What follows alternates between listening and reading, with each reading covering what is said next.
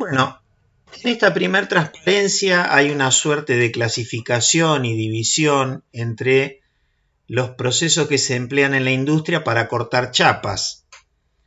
Por un lado tenemos lo que son los métodos tradicionales y por otro lado los métodos modernos. Y dentro de los métodos tradicionales los tenemos divididos en térmicos y mecánicos. En esta tabla no están todos los procesos, pero bueno, están algunos, los principales quizás. En relación a los métodos tradicionales y térmicos, por ejemplo, un proceso muy conocido y utilizado, también está el de plasma, es el de oxicorte, ¿no es cierto? El de oxicorte que, bueno, suele ser una máquina, podemos decir, de control numérico que tiene una mesa y el cabezal de corte se desplaza principalmente en dos ejes y bueno, se le da una regulación en altura.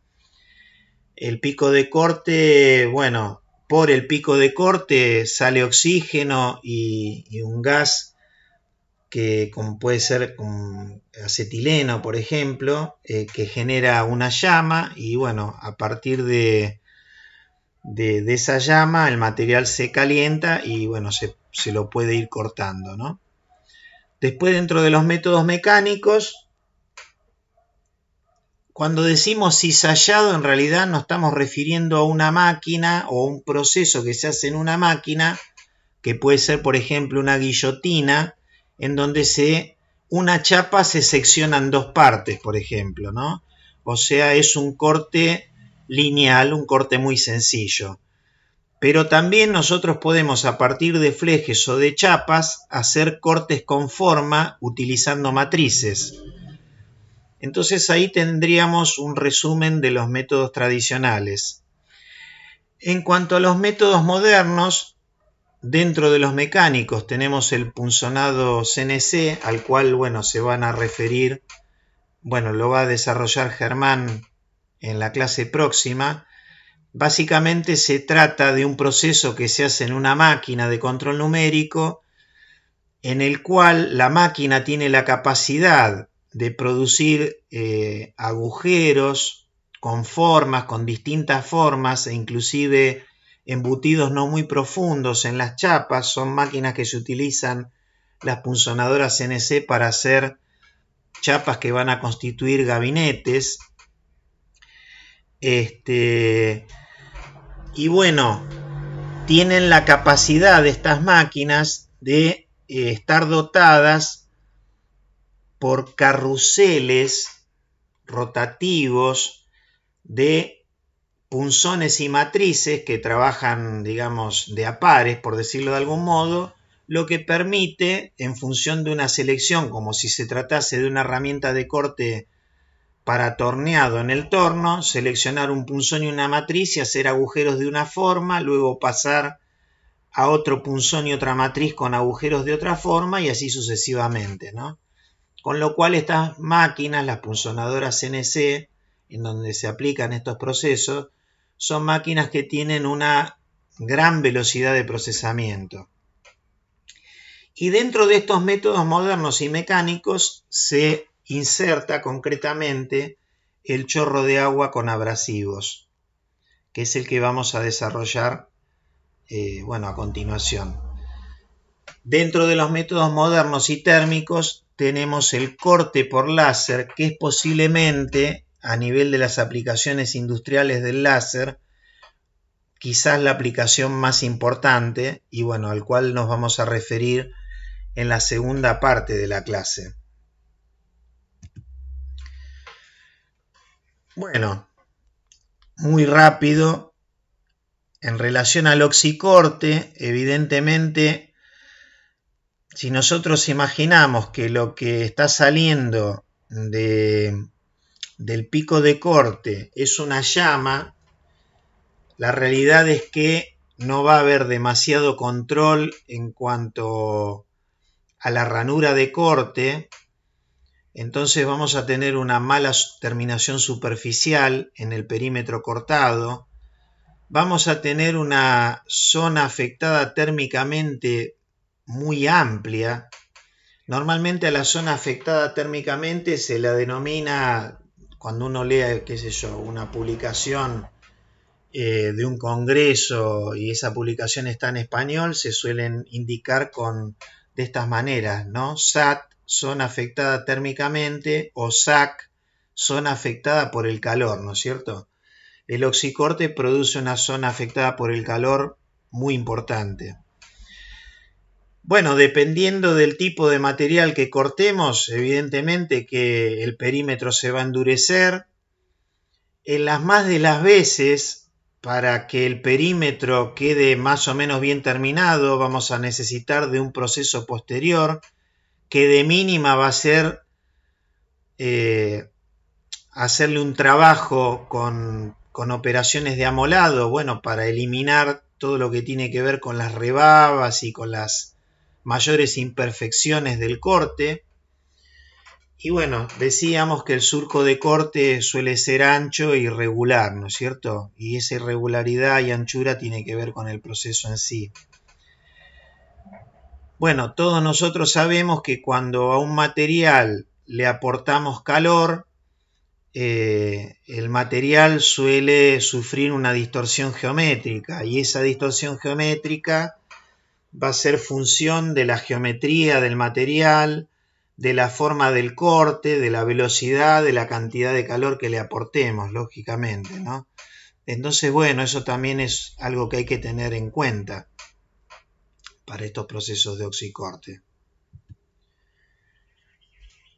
Bueno, en cuanto a los métodos mecánicos tradicionales, acá esquemáticamente, arriba, a la derecha, tenemos la geometría de lo que corresponde a un cizallado. ¿Qué es lo que estamos viendo acá? Esta pieza G corresponde al tope posterior.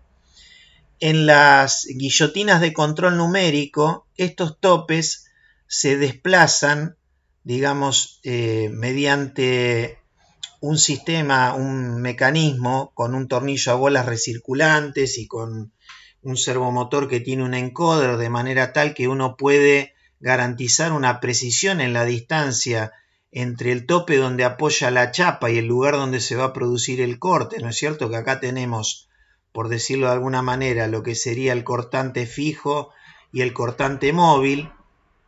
Y después, por otro lado, esta pieza F es un elemento, un pisador que nos permite vincular de manera rígida la chapa que estaría por acá apoyándose contra el tope G, de manera tal que cuando se produzca el corte la chapa no se mueva, ¿no? Y no se produzca una distorsión en el mismo. Bueno, estos procesos de cizallado evidentemente que necesitan un herramental especial y costoso. ¿Por qué decimos herramental especial y costoso? Bueno, por un lado,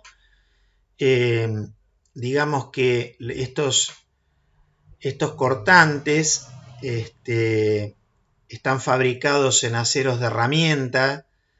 Dependiendo la longitud de corte de la máquina, bueno, pueden tener una longitud de corte importante. Eso hace que estas piezas en alguna medida no son tan sencillas de fabricar porque, bueno, evidentemente que para darles la dureza hay que darles un tratamiento térmico, hay que terminarlas por rectificado para darle, digamos, por ejemplo, este ángulo que tenemos acá identificado como C y que genera en alguna medida una mejor geometría para poder cortar la chapa.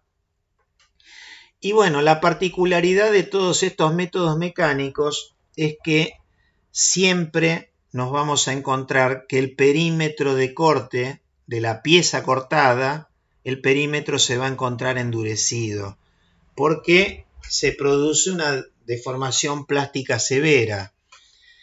Esa deformación plástica, bueno, lógicamente que va a depender del tipo de material y del espesor de chapa que nosotros tengamos que cortar.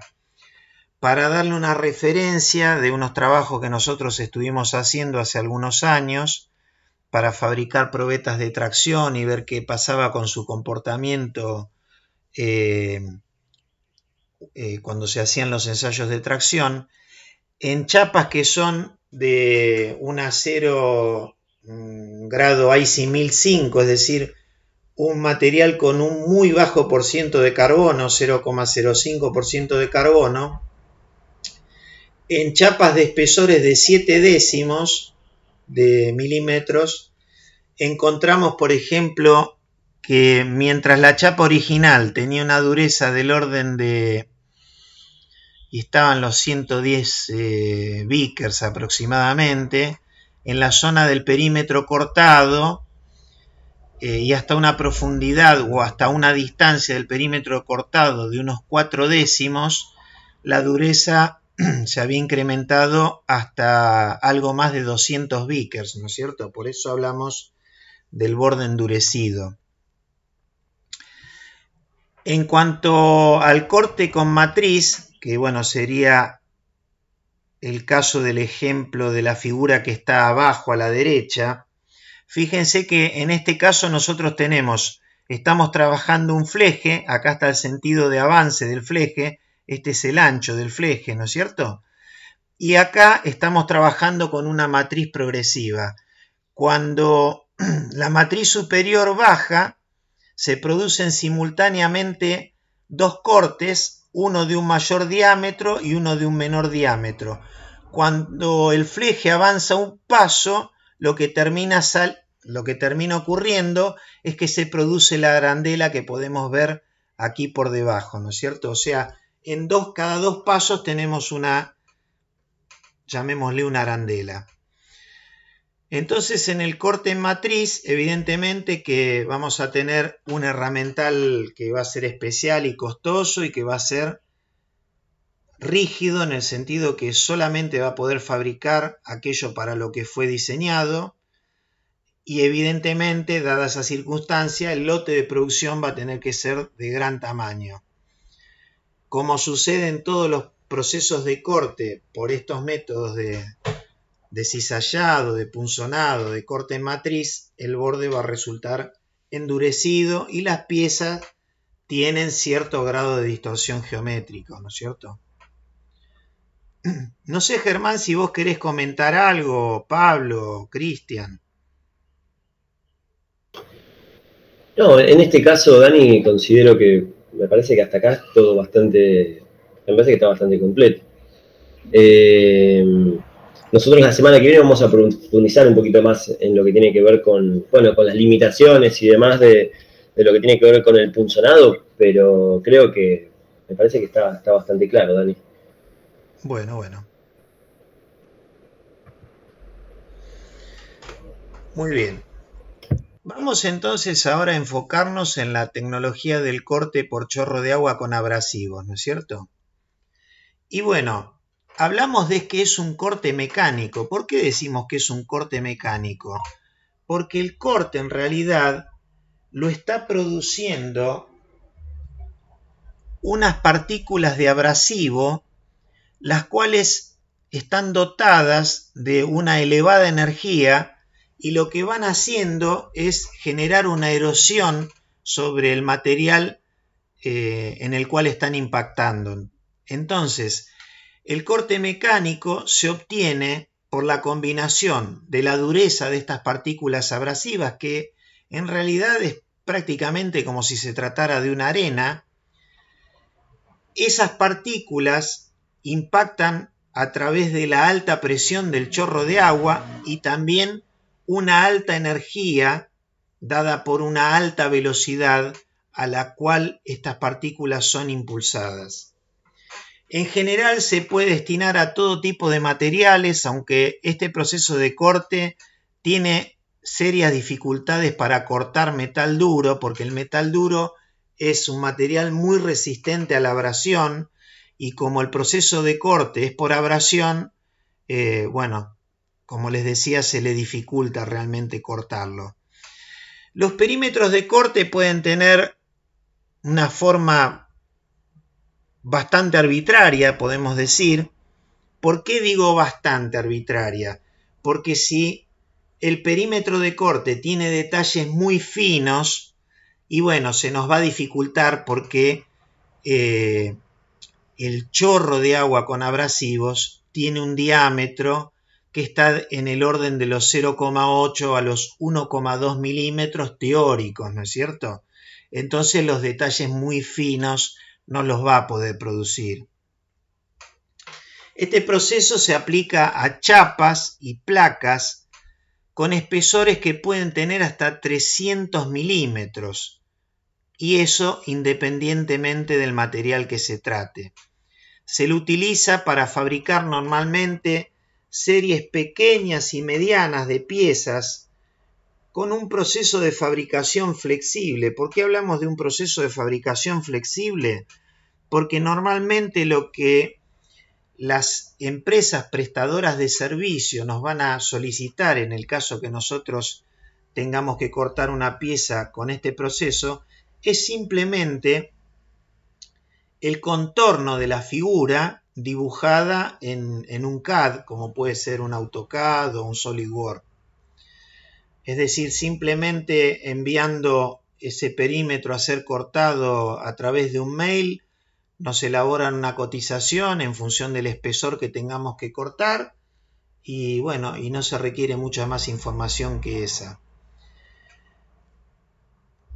Decimos que se utilizan centros de corte por chorro de agua con abrasivo. ¿Por qué hablamos de centros de corte? Porque algunas de estas máquinas tienen incluso la capacidad de manipular ellas mismas las chapas, ¿no es cierto? O sea, tienen mesas para apilar chapas, y bueno, con un sistema mecánico toman esas chapas y las llevan a las máquinas para ser procesadas.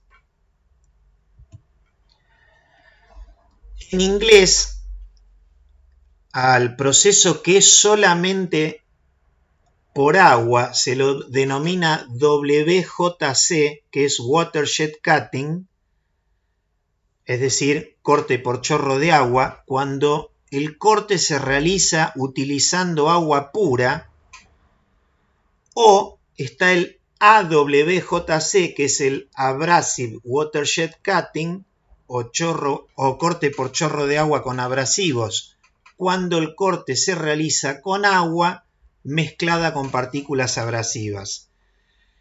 El primero, que fue históricamente aquel desarrollado inicialmente, es decir, el watershed cutting, se lo utiliza para cortar materiales blandos, es decir, cartones, cauchos, alfombras, juntas, espumas, en tanto que el abrasive watershed cutting, es decir, aquel que incorpora el abrasivo dentro del chorro de agua, se aplica al corte de materiales duros como son la mayoría de los metales, y una aplicación realmente muy habitual también es para el corte de mármoles, ¿no es cierto? O de piedras. Bien, en esta transparencia tenemos lo que en alguna medida fue la evolución de la tecnología. El proceso de chorro de agua apareció en el año 1970, en donde aquel primer equipo era justamente solamente con chorro de agua, y decíamos que permite el corte de materiales de baja resistencia y espesor. En 1985, la empresa norteamericana Flow le agregó lo que es el abrasivo de corte, transformando aquella tecnología en el AWJC, y de esta manera se posibilitó el corte de metales, que es lo que principalmente nos ocupa dentro de nuestra cátedra de tecnología mecánica, tecnología de fabricación. Una particularidad que tiene el proceso de corte por chorro de agua con abrasivos es que en el sentido del espesor, a medida que las partículas abrasivas van atravesando el espesor, lógicamente por el impacto con el metal van perdiendo energía, entonces el perímetro cortado queda con una conicidad. Esa conicidad depende del espesor que tenemos que cortar y de la velocidad de avance. Si la velocidad de avance es muy baja, el corte sale en escuadra, pero trabajar una velocidad de avance muy baja significa tener que pagar un precio muy alto, con lo cual el usuario no tiene demasiado control sobre eso, porque las empresas que prestan servicios de corte lo único que hacen es cotizarte a la velocidad lógica para ese espesor y para una calidad de corte lógica. Por más que vos le digas yo quiero tener un corte en escuadra, siendo que la máquina es de baja presión entre comillas, bueno, ellos no lo van a hacer porque están consumiendo horas de uso de la máquina y la máquina requiere de un mantenimiento preventivo cada tantas horas de uso. Entonces, siempre que la usan, tratan de cortar a la máxima velocidad que se adapte al tipo de material y espesor que uno tenga que cortar. Entonces, como muchas veces, y siendo que el proceso de chorro de agua con abrasivos no produce ningún tipo de afectación sobre el perímetro cortado, por lo menos que se pueda medir, en el sentido de que seguramente muy próxima a la superficie haya cierto grado de deformación plástica y como consecuencia directa un incremento de la dureza, nosotros en todas las pruebas metalográficas que hicimos, sinceramente que nunca pudimos observar ese tipo de alteraciones. ¿Por qué aclaro esto? Porque lo que estoy queriendo decir es que muchas veces el perímetro cortado por chorro de agua puede quedar perfectamente como está cortado por el proceso si es que nos sirven sus tolerancias, ¿no es cierto? Ahora, uno de los defectos que tiene es que puede quedar esta conicidad. Entonces, para resolver el problema de la conicidad, fue que en el año 2005, otra empresa norteamericana que se llama OMAX, creó un sistema al cual denominaron tilt-a-jet. Tilt-a-jet quiere decir como chorro inclinable, es decir, es una máquina que tiene un cabezal que inclina el pico de corte en un ángulo que es función de la velocidad de avance y del espesor que tengamos que cortar para que en el perímetro de la pieza que nosotros cortemos en la máquina, el corte nos queda en escuadra. Otro avance tecnológico que hubo fue en el 2005, en donde ya se alcanzaron presiones. Yo una cosa que me olvidé de decir es que las primeras máquinas tenían presiones del orden de 14.000 psi, que si no me equivoco 14.000 psi debe estar en el orden de los 1000 bares. En el 2015 ya se alcanzaron presiones del orden de los 60.000 psi. Y ya con ese valor de presión, que son casi 4.000 bares de presión, los cortes se obtienen en escuadra, con lo cual ya no se requiere que la máquina tenga un cabezal de corte inclinable. Nosotros en el INTI tenemos una máquina de 40.000 psi con cabezal de corte inclinable. Bueno, el proceso sigue avanzando y hoy se venden equipos que superan los 100.000 psi de presión. Germán, vos si querés comentar algo, decime, por favor, ¿eh? No, en este caso creo que me parece que está bueno analizar, por ejemplo, que las presiones que está comentando Daniel, ¿no? Digo, como ingenieros mecánicos y como ingenieros mecatrónicos, está bueno pensarlos que justamente vienen de la mano con, en principio, con bombas, en este caso con centrales hidráulicas que tienen que generar una potencia necesaria como para que los acumuladores de presión, que son alternativos, por ejemplo, como los que utilizan estas máquinas, realmente, en principio, son equipos costosos, o sea, el equipo que permite que el agua llegue a esa presión es costoso. Y después hay algo que es importante destacar, que es el tema también del mantenimiento. Yo sé que Dani esto lo habla un poquito más adelante, pero el mantenimiento, por ejemplo, de lo que tiene que ver con los sellos de los acumuladores de presión, todo el sistema de traslado en este caso del fluido, que es agua, a esa presión por justamente todo el recorrido de la máquina, hace que estos equipos, primero, lleven un mantenimiento que realmente es estricto y en algún punto también tiene un costo que podríamos decir que en relación con otras máquinas es elevado y que hay que tenerlo en cuenta también a la hora de poder cotizar el costo, ¿no? Vamos a ver más adelante que justamente como Daniel hace mención en este caso, de que uno de los defectos, por ejemplo, es el ángulo que se genera ahí. Ese ángulo uno lo puede corregir, por ejemplo, cortando más despacio las piezas. Pero cada hora de funcionamiento de este equipo tiene un costo que es independiente de la velocidad de corte con la que yo esté trabajando, con lo cual cortar muy despacio hace que el costo realmente sea elevado. Entonces, bueno, nada, el mantenimiento de este tipo de equipos no es trivial, es un mantenimiento que es costoso y el sistema de acumulación de presión, o sea, los acumuladores de presión de alta presión y la bomba hidráulica necesaria para poder alcanzar esos niveles de presión, realmente hacen que tengamos que tener en cuenta en principio el mantenimiento y también el tratamiento previo del agua con la que vamos a trabajar dentro de la máquina, que no puede ser agua dura, que tiene una serie de filtros justamente para que no se dañen los sellos y demás.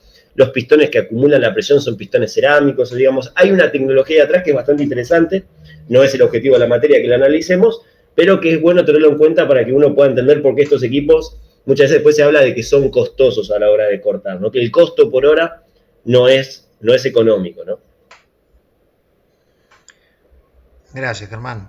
No, a propósito de eso, hay algo que, bueno, que me gustaría aclarar, porque por ahí uno lo ve acá hablando de los costos, ¿no? Que dicen ambos, ¿no? Germán, sobre todo la que destacó. Yo creo que es el proceso que uno elige cuando todos los demás procesos de corte, no, por algún motivo en particular, no satisfacen la necesidad. Por ejemplo, cuando algún otro tipo de proceso altera demasiado la superficie o la trata térmicamente, aunque uno no quiera, o sea, altera una propiedad, entonces uno por ahí se vuelca recién a este proceso, pero si no, no habría motivo por el cual, porque es siempre el más costoso, ¿no? Exactamente, tal cual. Sí, sí, es una buena aclaración esa, Pablo, sí. Sí, la máquina nuestra creo que son $200 por hora, sí, ¿no, Germán? Exactamente, $200 por hora. Cortes a la velocidad que cortes, ¿no? O sea, digamos, un mismo perímetro a distintas velocidades te puede permitir que en esa hora vos puedas cortar 10 piezas o que puedas cortar el doble, el triple. Lo que va a cambiar es la calidad de corte del perímetro, entonces uno tiene que realmente seleccionar con un criterio, ¿no? O mejor dicho, tener el criterio muy ajustado de qué efectivamente calidad de perímetro necesita en función del costo que tiene el corte, ¿no? Claro, eso daría, depende del dólar que uno tome, que en Argentina es imposible saberlo, pero da entre 20.000 a 40.000 pesos, si fuera 100 o 200, ¿no? El dólar.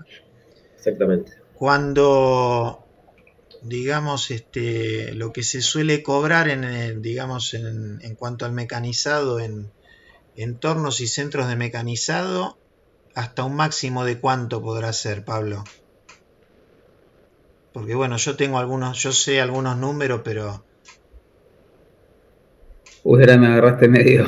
Bueno, no sé, yo el otro día hablaba con un empresario y me decía entre 4.000 a 6.000 pesos la hora, ¿no?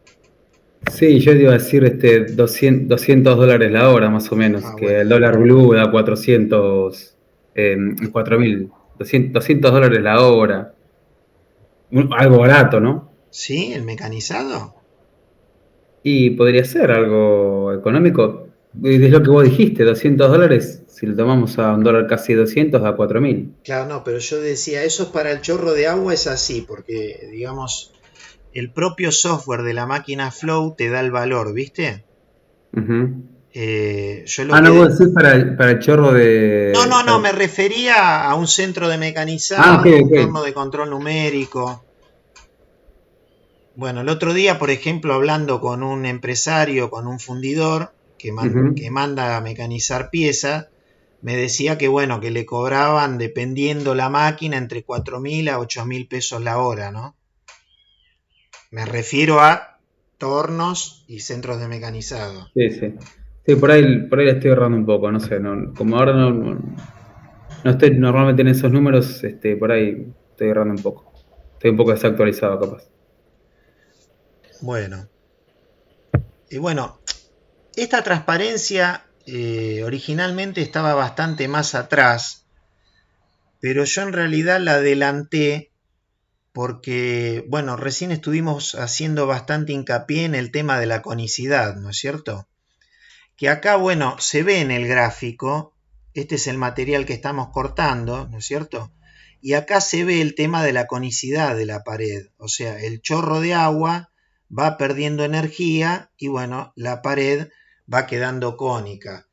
Y decíamos que esa conicidad dependía de, bueno, concretamente de la velocidad de avance. Si yo la velocidad de avance la bajo muchísimo, el corte me va a quedar en escuadra, pero me va a salir carísimo y voy a darle horas de uso a la máquina sin darle una gran utilidad, por decirlo de alguna manera, ¿no? Entonces, por eso lo que comentábamos de que hay que cortar a la mayor velocidad de avance, que nos dé una calidad más o menos lógica. Después vamos a ver cómo se analizan las calidades de los perímetros de corte, ¿no?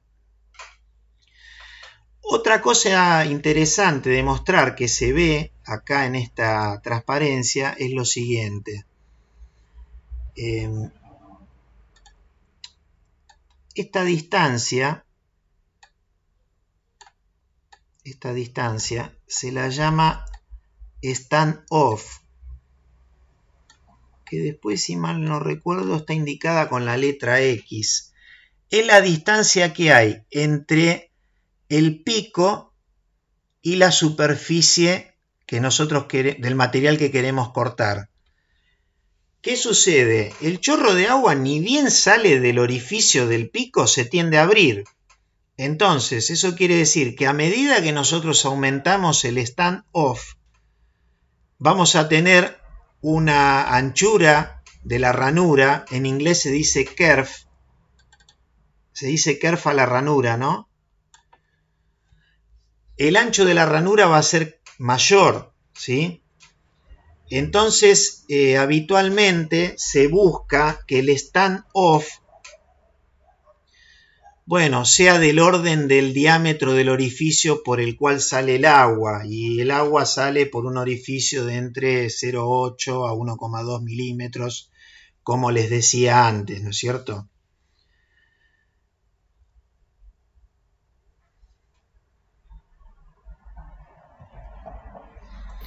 Profe, quería hacer un comentario, si puede ser, sobre la filmina anterior, Sí, cómo no. ya que está ahí muy... algunos cortan con el chorro de agua sumergido del material, Ah, el claro, ruido sí, que sí. hace un ruido bastante fuerte, Sí, sí. eso lo he Estas, visto. estas máquinas, la verdad que nosotros nunca lo hemos medido, pero yo me imagino que tranquilamente deben generar un nivel de ruido de 90 a 95 decibeles. Sí, aproximadamente, sí, sí. Sí, son insoportables las máquinas. Y una manera de atenuar un poco es, como vos decís, Cristian, de que el proceso de corte se produzca con el pico de corte, o sea, inundando la Claro, pieza y que el pico de corte quede debajo del nivel del agua, ¿no es cierto? claro, sumergen unos milímetros la pieza y después, bueno, cortan, ¿no? Claro. Y la cama es como unos fierros así en punta, donde apoyan el material y, bueno, cortan arriba de eso. Sí, sí, esas chapas donde se apoya el material a cortar, en alguna medida es un material de sacrificio porque, bueno, también el chorro de agua Lo va lo va cortando. cortando, ¿no? Lo va... Disculpame, Cristian. No, nada de eso quería comentar. Bueno. Bueno, acá tenemos uno de estos equipos a un nivel muy esquemático, en donde en uno tenemos el ingreso del agua a lo que sería el sistema, digamos, de alta presión, o sea, donde se genera la alta presión. El agua es conducida a través de las líneas de alta presión hacia el pico de corte, ¿no es cierto? Y en el pico de corte, al pico de corte está conectado lo que sería el contenedor de abrasivos, que es como una tolva, ¿no es cierto? Y acá por efecto Venturi, porque se genera como una depresión, en el pico de corte se produce una aspiración del abrasivo y el abrasivo empieza a circular junto con el chorro de agua saliendo por el pico de corte y bueno, ahí se va produciendo, digamos, la ranura sobre el material que estamos procesando. Estas máquinas, lógicamente, como comentaba Cristian recién, el material va apoyado sobre... El material está en el interior de una cuba, esa cuba está llena de agua y en la parte superior de la cuba tiene unas chapas de 3 milímetros de espesor, aproximadamente 3-4 milímetros de espesor, dispuestas en forma vertical, donde se apoya el material a cortar. Evidentemente que el abrasivo, una vez que fue utilizado, queda en el fondo de la cuba y bueno, se va acumulando, ¿no es cierto? Eso hace también que uno tenga que en algún momento parar el uso del equipo para vaciar la cuba porque se va llenando de un material que en realidad ya no se puede volver a utilizar. De hecho, yo si mal no recuerdo, creo que en algún momento hicimos un análisis de la arena para ver cómo quedaba y en realidad es como que la arena se desintegra, o sea, reducía, yo no me acuerdo si del orden de 5 a 10 veces su tamaño, ¿no es cierto? Y aparte, bueno, queda contaminada con toda la viruta, por decirlo de alguna manera, que se fue extrayendo de todas las ranuras de corte que se fueron procesando.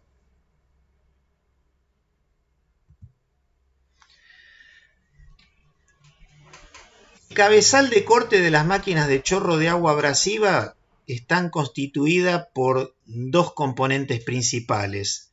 Lo que se llama el cabezal de agua a alta presión, que en el caso de las máquinas que son WJC tendrían solamente este componente, es decir, tenemos un cuerpo que es la pieza 1 y acá está lo que sería la water nozzle, ¿no? La nariz de agua, que tiene un orificio de 0,3 de milímetro a través de la cual pasa el chorro de agua a alta presión.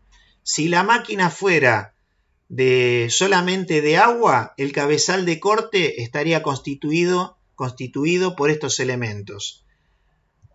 Ahora, si es una máquina de chorro de agua con abrasivos, en realidad se agrega acá lo que sería una cámara de mezclado, ¿no es cierto?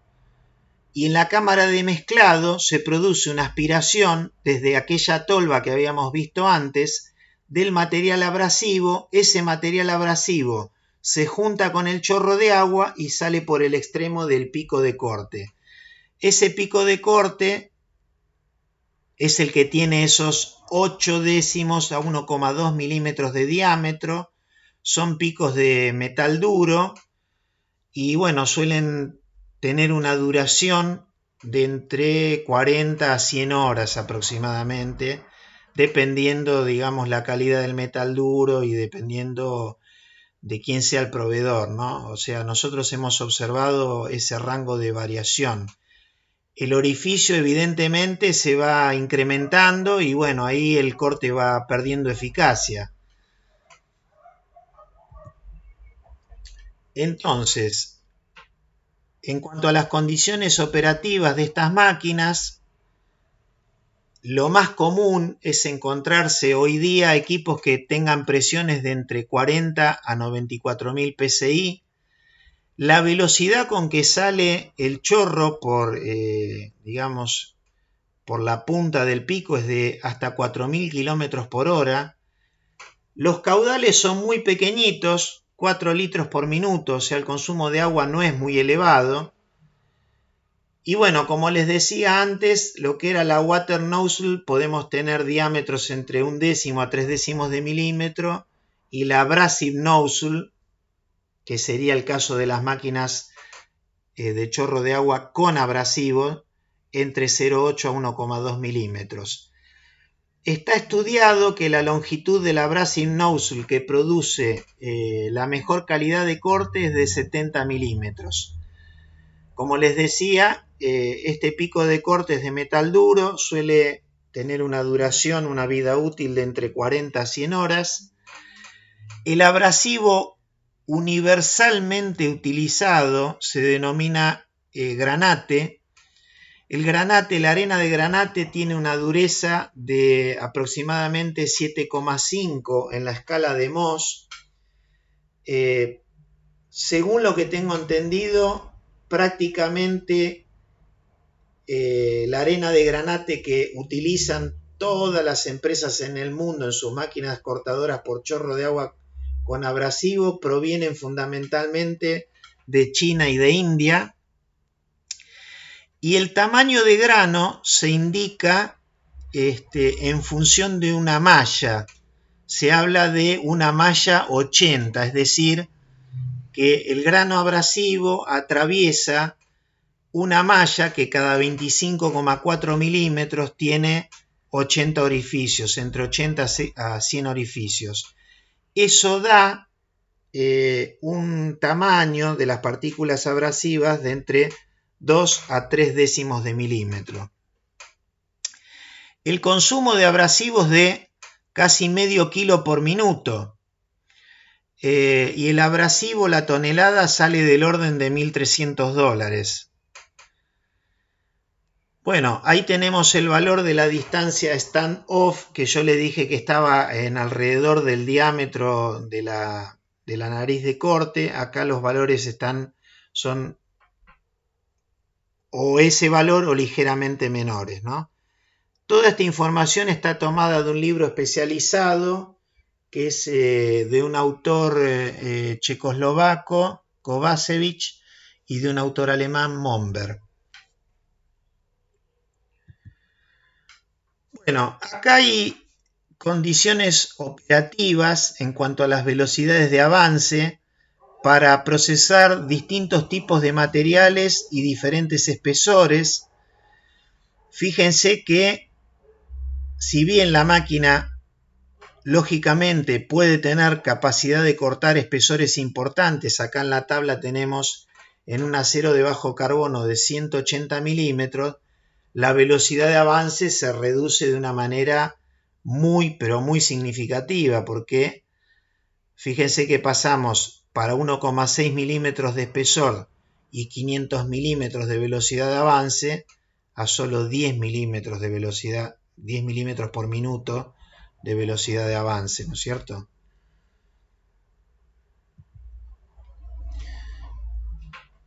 Bueno, esta transparencia está ligada con algunas que ya vimos anteriormente. Lo único que me pareció interesante es que acá están divididos, como todos los parámetros del proceso, en 4 grandes grupos. Entonces tenemos los parámetros hidráulicos, que tienen que ver con la presión de la bomba, tiene que ver con el orificio de la water nozzle, y después está el caudal de agua, ¿no es cierto? En cuanto a los parámetros de corte, tenemos la velocidad de avance. Ahí habla de velocidad de corte, a mí me parece que no es tan adecuada esa palabra, es una velocidad de avance en realidad. Tenemos el stand-off, que es la distancia que hay entre el pico de corte y la superficie. Ahí se habla de número de pasadas. Yo sinceramente nunca he visto que los cortes se hagan repitiendo las pasadas, sino que lo que habitualmente se hace es trabajar a una velocidad de avance tal que el corte se pueda realizar en una única ocasión. Y el ángulo de impacto phi, que está indicado acá, que bueno, podrá ser ese ángulo variable si se trata de una máquina que tiene un cabezal de corte inclinable, y si no, lo normal es que ese ángulo sea de 90 grados. Respecto de los parámetros de mezclado y de aceleración, tenemos lo que es el orificio del pico de corte de metal duro y tenemos la longitud de ese pico de corte. Y finalmente están los parámetros asociados al abrasivo, y ahí tenemos el caudal de abrasivo que viene desde la tolva, tenemos el diámetro de las partículas abrasivas, la forma del abrasivo y la dureza del abrasivo, ¿no es cierto? Respecto de la dureza, respecto de la forma, estos autores, Momber y Kovacevic, evidentemente analizando al microscopio los granos abrasivos, han encontrado estas 7 geometrías. De izquierda a derecha tenemos la geometría más tenaz y con menor capacidad de corte, a la de la derecha la menos tenaz y con mayor capacidad cortante, dada la agudeza que tiene su geometría, ¿no es cierto? Nosotros en el instituto llevamos una muestra de la arena de nuestra máquina, que concretamente es malla 80, y bueno, acá se puede observar que en realidad tanto hay una variedad importante en los tamaños de las partículas. En este caso tenemos partículas de 60 micrómetros hasta la más grande de 350 micrómetros aproximadamente, que sería 0,35 milímetros, ¿no? Un poquito más de los valores teóricos. Y bueno, y formas las hay de todo tipo, aunque en general uno ve que las aristas son bastante redondeadas, ¿no? No se observan aristas tan agudas como las que están, digamos, en la bibliografía.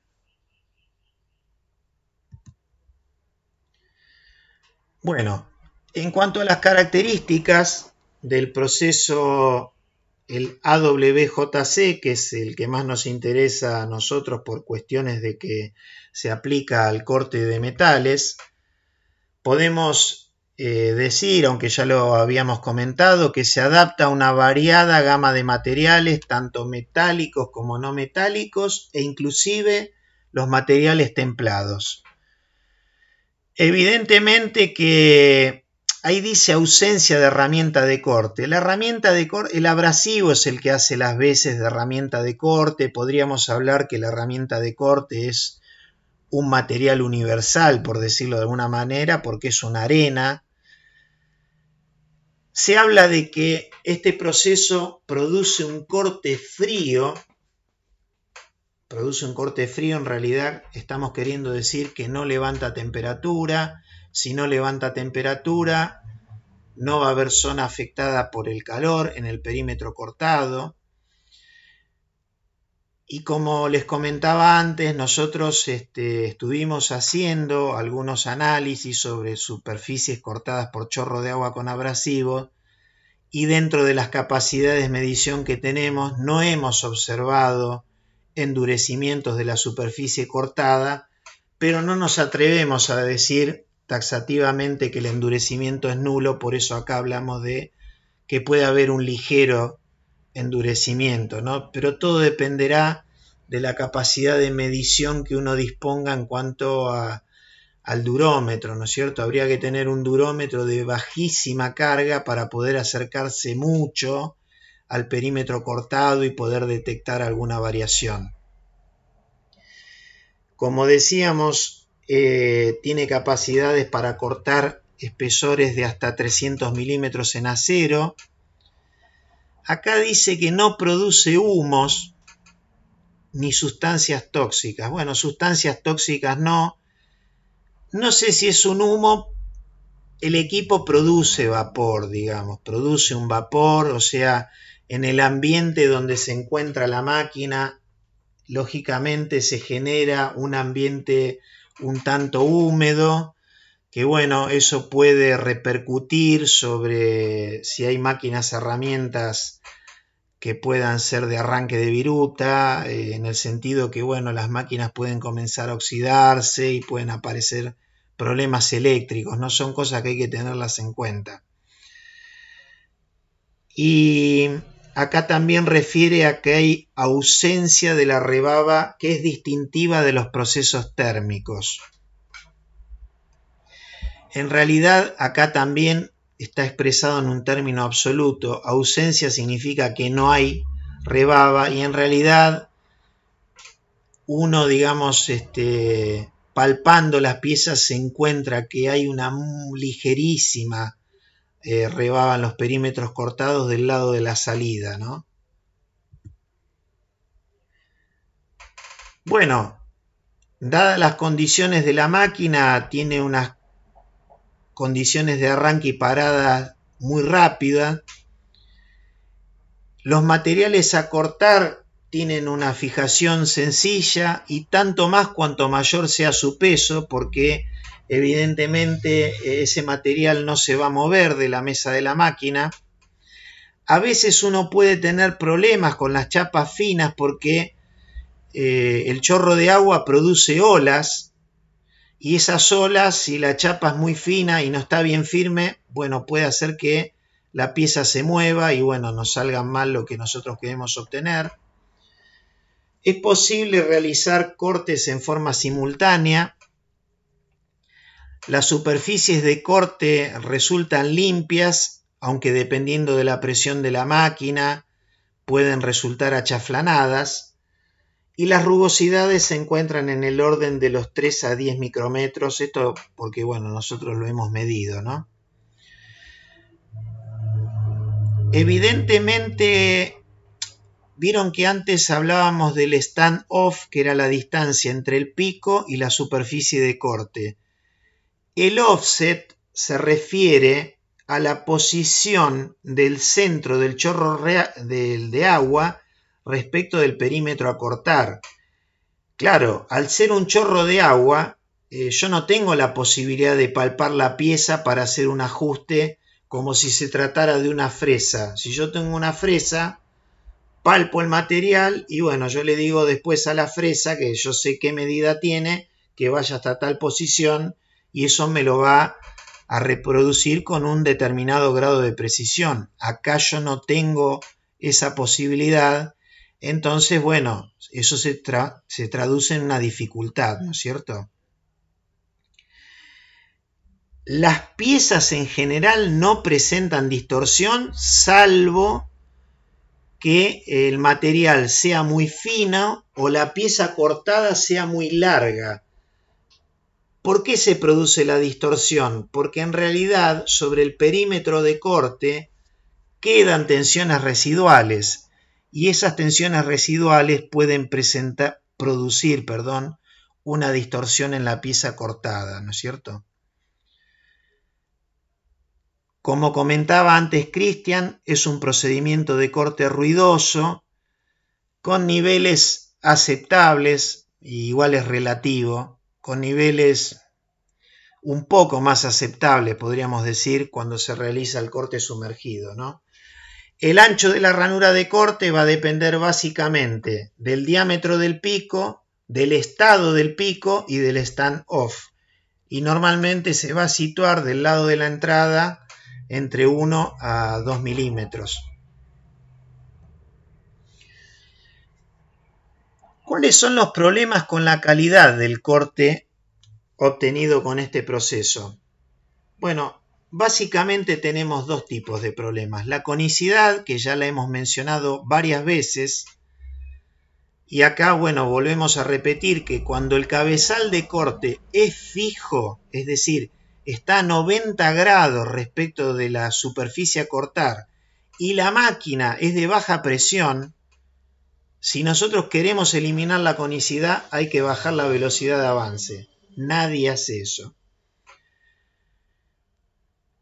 Opción para eliminar la conicidad es, bueno, comprar una máquina que tenga un cabezal de corte inclinable o si no, tener una máquina de última generación que tenga presiones mayores a 60.000 psi. El otro defecto, del cual hasta el momento no habíamos hablado, es el estriado. Claro, el chorro abrasivo tiene una dirección que uno puede decir que es perpendicular a la superficie del material a cortar. Pero ¿qué pasa? El chorro está avanzando con una velocidad de avance y está perdiendo energía el abrasivo. Entonces, cuando uno observa las estrías que se producen en la superficie, en el perímetro cortado, en la parte inicial siguen esa trayectoria recta, pero después se van curvando en el sentido de la velocidad de avance. ¿Cómo se hace para mejorar el estriado? Lo mismo que teníamos que hacer con la conicidad, reducir la velocidad de avance. Nadie va a hacer eso. Entonces lo que se puede hacer es encontrar una solución de compromiso entre una calidad aceptable que se alcance en un tiempo lógico, y eso va a ser al costo del corte, ¿no es cierto? Bueno, acá claramente se ve lo que decíamos del estriado. Fíjense, acá la estría es vertical porque ese es el lado en que inicia el corte, y acá se va curvando en la dirección del avance. A mayor sea la velocidad de corte, la velocidad de avance, menor va a ser la parte recta, mayor va a ser la parte curva y más curvada va a ser esa parte curva, ¿no es cierto?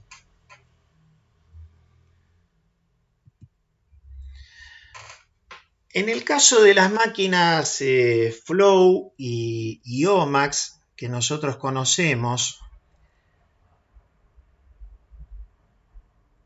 como les decía, o no sé si se los comenté antes, a diferencia de lo que sucede con los procesos de arranque de viruta, vamos a hablar del fresado, en donde es, por ejemplo, si es una máquina de control numérico, el programador que decide qué herramienta va a utilizar y en función del material que tenga que mecanizar, las condiciones de corte que les va a dar y se va a basar en su experiencia.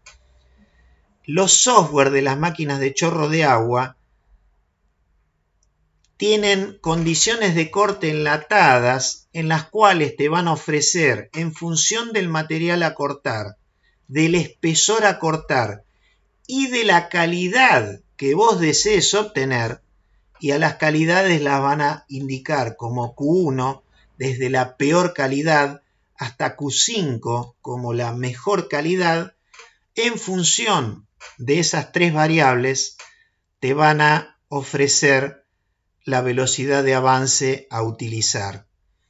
Evidentemente que para algunas aplicaciones será factible utilizar una calidad Q1, con lo cual vamos a trabajar una velocidad de avance más alta, y en otras será necesaria una calidad Q3. Las calidades Q4 y Q5, bueno, son las calidades, digamos, más costosas, ¿no es cierto? Quizás lo más normal sea la utilización de la calidad Q3. Bueno, esta es la máquina que desarrolló la empresa OMAX en el año 2005 con su cabezal de corte inclinable. Concretamente, este modelo, el 2626, era una máquina que la empresa hizo para ofrecerla a las universidades. Si mal no recuerdo, creo que tenía una mesa o era de 500 por 500 o 600 por 600 milímetros. Yo me acuerdo que había averiguado el valor de la máquina y rondaba los $40.000. No era muy barata tampoco, ¿no? Pero bueno, la máquina que nosotros compramos en el INTI salió, creo que casi 4 veces ese valor. Esta máquina era de 610. Esta máquina OMAX 2626 Tiene unos recorridos de corte para los ejes X e Y de 610 por 610 milímetros. Tiene una velocidad máxima de, ahí dice de corte, a mí no me gusta corte, hablaría de velocidad de avance de 5100 milímetros por minuto. Dice que el nivel de ruido es menor a 80 decibeles y la máquina tenía una bomba de presión de 40.000 psi. El tipo de abrasivo es el clásico, es el Granate MES 80 y el diámetro de la boquilla es de 0.8 milímetros. Son parámetros que prácticamente están muy normalizados a nivel mundial, más allá de que se trate esta de una máquina que fue como diseñada, enfocada en las universidades, ¿no es cierto? Bueno, el sistema de cabezal de corte inclinable, acá nosotros a la derecha estamos viendo cómo a través de la inclinación, que esa inclinación va a depender, como decíamos, del espesor, del material y de la velocidad, lo que se hace a través de la inclinación es obtener un corte en escuadra sobre la pieza y duplicar, por decirlo de alguna manera, el ángulo del chaflán sobre el material de rezago, el material, el scrap, el material que no nos sirve. Bueno, esta es una imagen de una máquina Flow mucho más moderna, con un cabezal doble, con un cabezal de corte ya de 60.000 psi, con lo cual con esta máquina ya se pueden obtener perfectamente las piezas cortadas en escuadra. Y bueno, ahí tenemos todas las dimensiones, que como una máquina norteamericana, todos los datos están en unidades inglesas, ¿no es cierto? Bueno, para completar lo que estuvimos desarrollando, vamos a ver un video de la empresa Flow.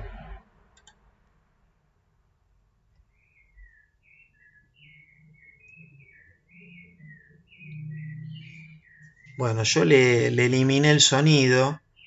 Fíjense que bueno, esta máquina tiene la capacidad de trabajar en muchos ejes. Ahí está trabajando sobre una chapa de acero inoxidable que está inclinada, y si mal no recuerdo creo que está haciendo el logo de la empresa o algo así, ¿no?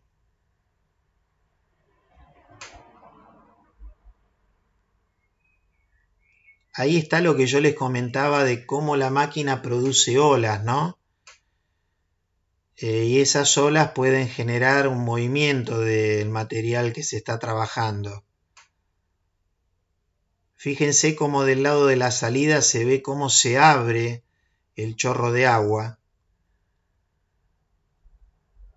Bueno, no, hizo una ranura con una forma.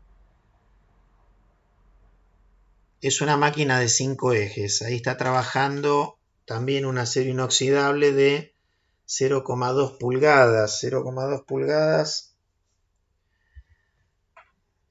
Como desprecio, no me gustan las unidades inglesas. Serían 10 milímetros, ¿no?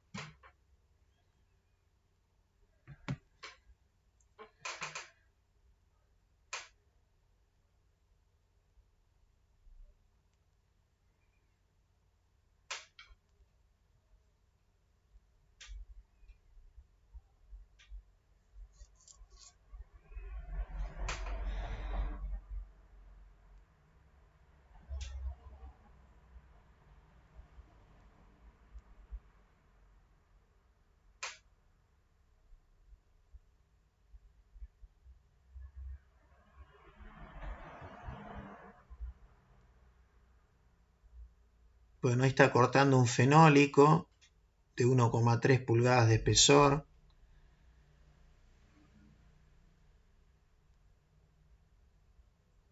En este caso entiendo que para que se pueda visualizar mejor el proceso, es que los cortes no están siendo sumergidos, ¿no? Pero lo normal es trabajar con corte sumergido, como decía Cristian. Y acá, bueno, utilizando todas las capacidades de una máquina de 5 ejes para generar geometrías complejas, como ahora vamos a ver cuando terminen el proceso de corte, ¿no?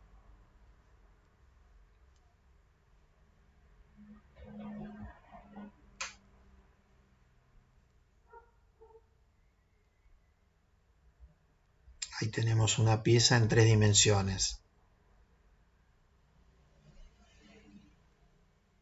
Acá tenemos un granito de 6 pulgadas. 6 pulgadas son más de 150 milímetros, ¿no? Lógicamente que acá la velocidad parece que ni se mueve el pico, ¿no?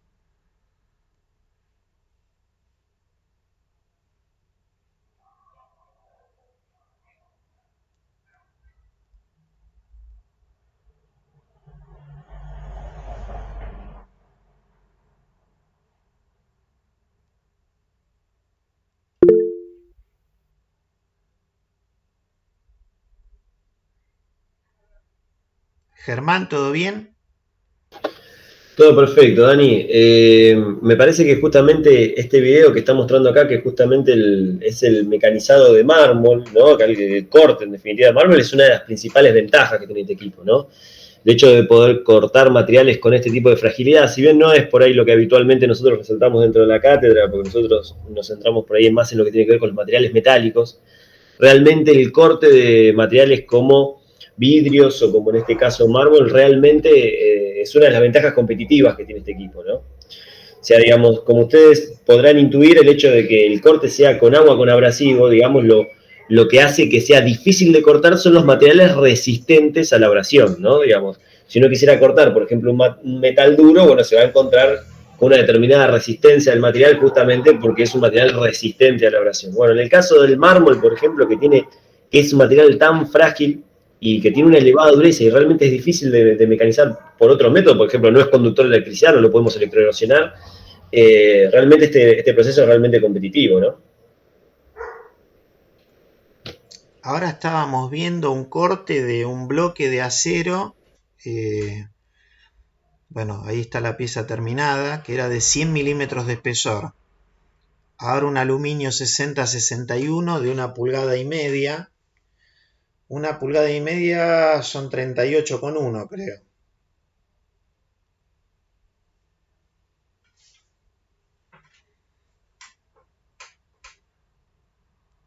Bueno, o sea que en este video en alguna medida estamos viendo las capacidades que tiene el equipo de procesar una diversidad de materiales, una diversidad de espesores y de generar geometrías complejas en tanto y en cuanto se trata de una máquina que es de 5 ejes, ¿no es cierto?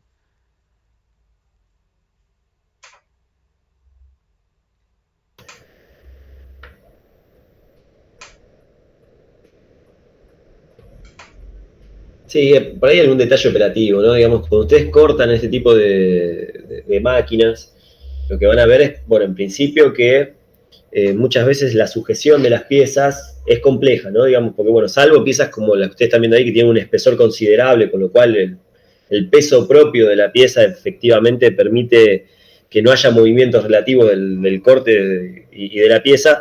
Si ustedes están cortando chapas, por ejemplo, y empiezan a cortar con la inclinación del cabezal para compensar el ángulo, bueno, tienen que tener en cuenta que, bueno, ahí ya empiezan a tener una componente lateral de esfuerzo que no sucede cuando el corte está hecho en forma vertical y que, bueno, tienen que tenerlo en cuenta para que justamente no haya desplazamientos, movimientos. Otra cosa que hay que tener en cuenta es que ustedes quieren cortar piezas muy pequeñas, tienen que ver que hay que hacer algunas estrategias de corte, de no terminar de cortar, por ejemplo, todos los perímetros y demás, porque lo que suele pasar es que la pieza se nos puede caer dentro de la batea y después encontrarla es muy dificultoso, por no decir prácticamente imposible sacar la pieza justamente de adentro de la batea, ¿no? Digamos, estas son algunas consideraciones que, si bien pueden parecer sencillas a priori cuando uno las analiza, en principio tiene que tener en cuenta que son limitaciones geométricas, ¿no? Hay cosas que no vamos a poder cortar de determinada manera porque si se nos caen adentro de la batea no las vamos a poder retirar. Y si usamos una madera de sacrificio o algún material, bueno, el corte por chorro probablemente también lo corte cuando corte la pieza que queremos realizar. Entonces, Bueno, ese tipo de cosas hay que tenerlas en cuenta a la hora de diseñar el corte o de pensar qué podemos mandar a cortar y qué no por este método, ¿no?